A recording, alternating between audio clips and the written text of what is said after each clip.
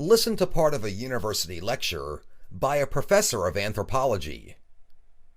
I'd like to talk to you for a few minutes now about cargo cults.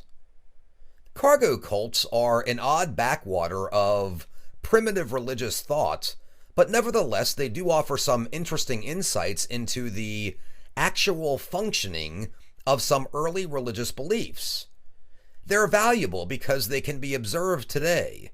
Remnants of these primitive cults still exists, and one of the most remarkable is the annual celebration of John Frum Day every February 15th in the Republic of Vanuatu. On John Frum Day, the villagers dress up in homemade U.S. Army uniforms, fly the Georgia state flag, and march around the town in formation, carrying bamboo rifles on their shoulders. All this is an effort to magically attract the U.S. Army with its cargoes of cigarettes and canned spam and flashlight batteries back to Vanuatu.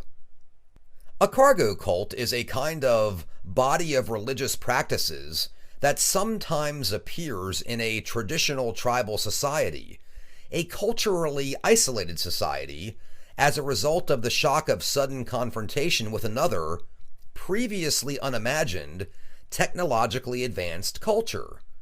The cult focuses on gaining for itself the material wealth, the manufactured goods, the magical inventions, all the wonderful things that the industrialized culture introduces them to.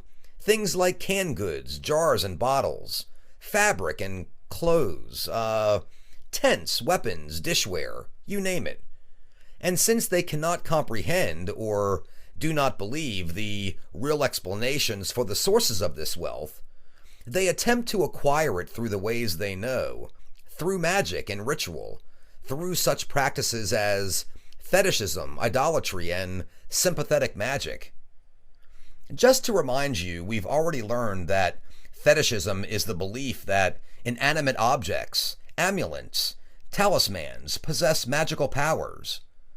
Idolatry is simply the worship of idols, statues, or other representations as gods. And sympathetic magic and medicine, as you'll remember, are based on the idea that one thing can affect another because they are similar in some way or are otherwise somehow spiritually connected. Now, the cargo cults that we know about have been a rather limited phenomenon both in time and in space. Essentially, all of them have developed in the scattered islands of the Southwest Pacific, in Micronesia and Melanesia, and they arose between the late 19th century and the mid-20th century, peaking during the Second World War. The indigenous peoples of these island groups, places like Vanuatu, Fiji, Papua New Guinea, are mostly of the same cultural ancestry, and they have many similar traditions and beliefs. This is the region, for instance, where most of the stories of cannibalism have come from.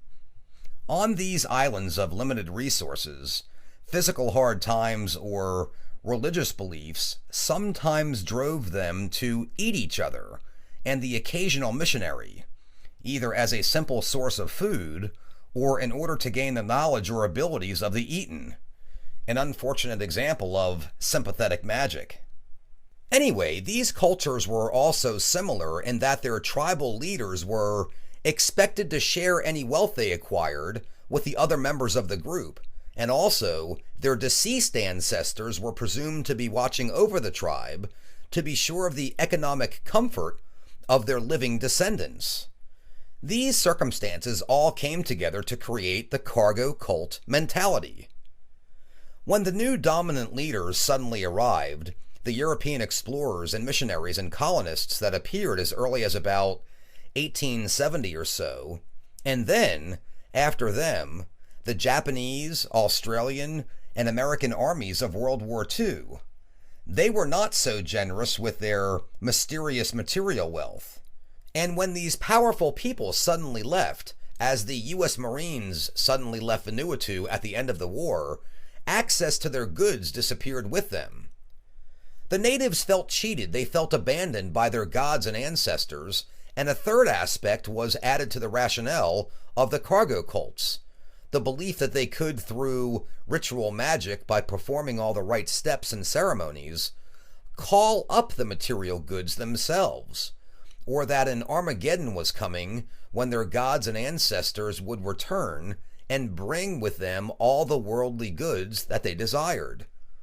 This later belief may well have been aided and abetted by their introduction to Christianity, whose ideas were mixed loosely into their belief system, a result of the many years of Christian missionary work in these islands. On Tanna Island in Vanuatu, where John Frumday, as I mentioned, still survives, there are bright red crosses, the emblem taken from military ambulances, decorating village gardens as religious icons.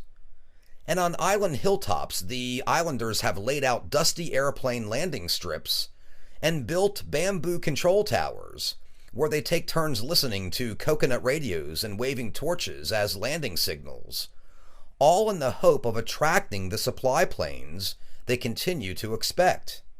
On other islands, the cargo cults build large straw and bamboo airplanes as decoys to lure other planes down from the sky. These activities, these ceremonies and rites give us a vivid, very graphic picture of how primitive religious thinking can work. But we should be careful not to assert our own superiority when examining such ideas.